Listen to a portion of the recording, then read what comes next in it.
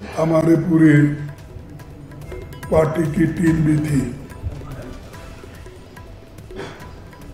ये चुनाव बहुत से लोग, देखो किसी के पास मोबाइल है तो ऑफ कर लो प्लीज।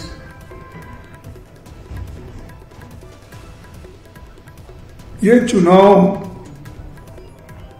लोग के समझते हैं ये तो फिर एक रियासत की या एक स्टेट की चुनाव है, इसका कोई बड़ा महत्व नहीं है, ऐसे लोगों का अंदाज रहता है।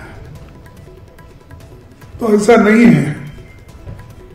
ये चुनाव जितना पार्लियामेंट का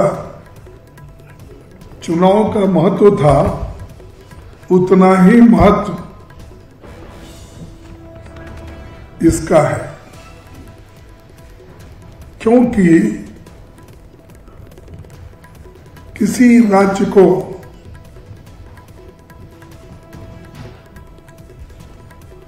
हमारे फाइनेंशियल प्रॉब्लम्स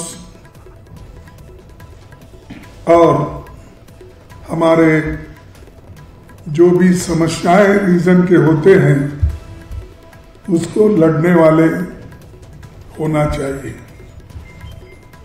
और ये अजब जहां एक बीजेपी ने तमाशा करके रखा है, सारे देश में हमने देखा, क्योंकि मुझे भी अब कम से कम पॉलिटिक्स में आके 60 साल के नजदीक हो रहे, और मैं एमपी एमएलए राज्यसभा मेंबर बन के 52 साल हो गए।